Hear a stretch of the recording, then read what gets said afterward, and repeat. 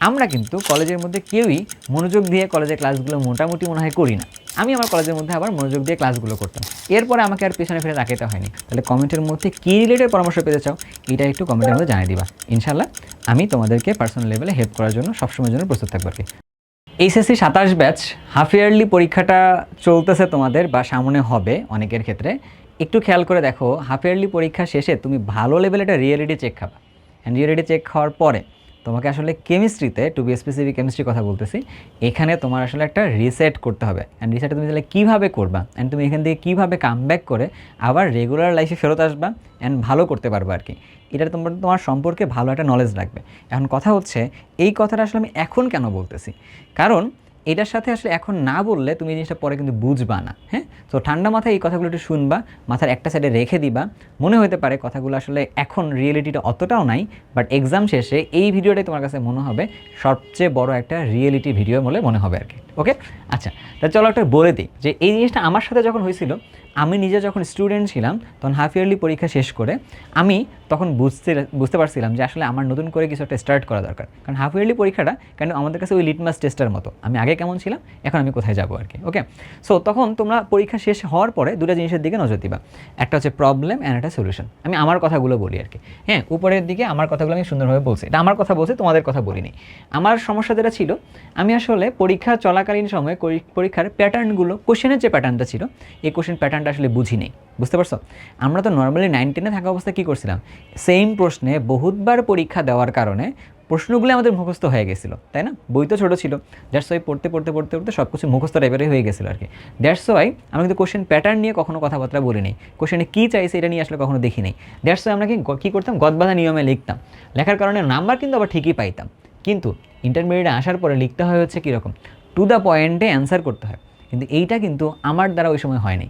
That is Y দেখা গেছে কিছু কিছু সাবজেক্টে আমার কিন্তু হচ্ছে যে আনএক্সপেক্টেড রেজাল্ট আসছে। বাট ওকে, কলেজের মধ্যে আমার হাফ ইয়ারলি পরীক্ষার পরে আমার কলেজে আমি হচ্ছে 4th হয়েছিলাম আর কি। হ্যাঁ, তো খারাপ না, বাট দেখা যাচ্ছে যে কি আমার কলেজের অন্যান্য স্টুডেন্টরা যে সকল সাবজেক্টে মোটামুটি একটা ভালো নাম্বার পেয়ে আসছে, আমার কিছু কিছু সাবজেক্টের মধ্যে, টু বি স্পেসিফিক কেমিস্ট্রিতে আমার হচ্ছে 17 মার্ক পাইছিলাম 15-এর মধ্যে, মানে 50-এর মধ্যে আর কি, যেটাতে রিটার্ন পরীক্ষা হয় সেখানকার মধ্যে। বুঝতে পারছো? তার মানে আমার ভালো লেভেলে একটা ধাক্কা গেছে কোথায়, কোশ্চেন প্যাটার্নটা না বুঝা অ্যান্ড টু দ্য পয়েন্টে না লেখার কারণে। এমনটা কিন্তু না আমি কোশ্চেনে অ্যান্সার লিখি নেই আর কি, বাট আমি 9-10-এর লেভেল অনুযায়ী কিন্তু লিখতেছিলাম, অ্যান্ড এটা ছিল আমার জন্য সবচেয়ে বড় একটা ভুল। তো পরে আমি যেটা করছিলাম সলিউশনের জন্য আমি যে কাজটা করছিলাম, যে আমি হচ্ছে যে প্রশ্নের প্যাটার্নটা বোঝার চেষ্টা করছি। প্রশ্নের প্যাটার্নটা তাহলে বুঝবো কেমনে? আমরা কিন্তু কলেজের মধ্যে কেউই মনোযোগ দিয়ে কলেজের ক্লাসগুলো মোটামুটি মনে হয় করি না। আমি আমার কলেজের মধ্যে আবার মনোযোগ দিয়ে ক্লাসগুলো করতাম। ক্লাস করার সময় স্যাররা যা যা বলতো সবগুলো আমি খাতার মধ্যে লিখতাম। এবার হাফ ইয়ারলির পরে আমার মাথার মধ্যে একটা জিনিস আমি সেট করে রাখছিলাম, যে দেখেন স্যার যখনই বলবে এখান থেকে প্রশ্ন হওয়ার মতো, তখন ওই প্রশ্নটাকে, ওই জায়গাটাকে আমি মার্ক করে নিতাম।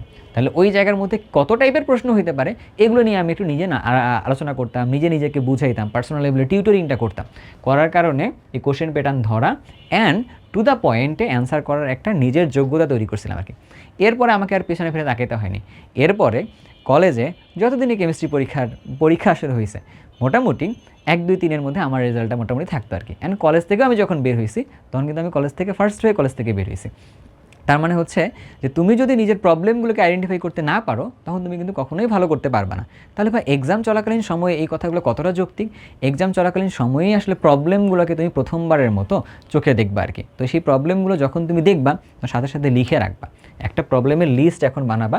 এক্সাম শেষ হওয়ার পরে, হাফ ইয়ারলি পরে সেই প্রবলেমগুলোকে সলভ করা শুরু করবা। অ্যান্ড প্রবলেমগুলো তুমি যদি সলভ করতে পারো, ইনশাল্লাহ তোমার আর একাডেমিক নিয়ে খুব বেশি প্রেশার নিতে হবে না।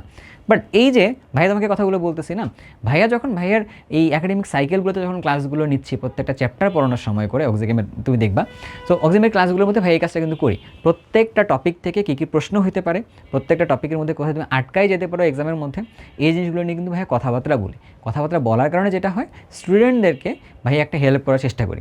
কিন্তু আমরা কি আসলে এই জায়গার মধ্যে কাজ করতেছি? না। যদি আমরা কাজ না করে থাকি তাহলে কাজ করতে হবে। অ্যান্ড আমি আশাবাদী, অ্যান্ড আমি এই কথাগুলো বারবার করেই বলি আমার স্টুডেন্টদেরকে। এই জন্য বলি যে 2 বছরের মাধ্যমে তুমি নিজেকে একটা রিফাইন্ড মানুষে পরিণত করো। একবারেই প্রথম দিনে একবারে শোনার মাধ্যমে সব ঠিকঠাক হবে, ব্যাপারটা কিন্তু এমন টাইপেরও না আর কি। এই যে কথাগুলো বললাম, সুন্দর করে কথাগুলো লিখে রাখো। এর বাইরে একাডেমিক জার্নিতে তোমার যদি মনে হয় পার্সোনাল একটা গাইডেন্স দরকার, গাইডেড একটা কোর্স দরকার, তো সেক্ষেত্রে তো আমি ভাই আসি।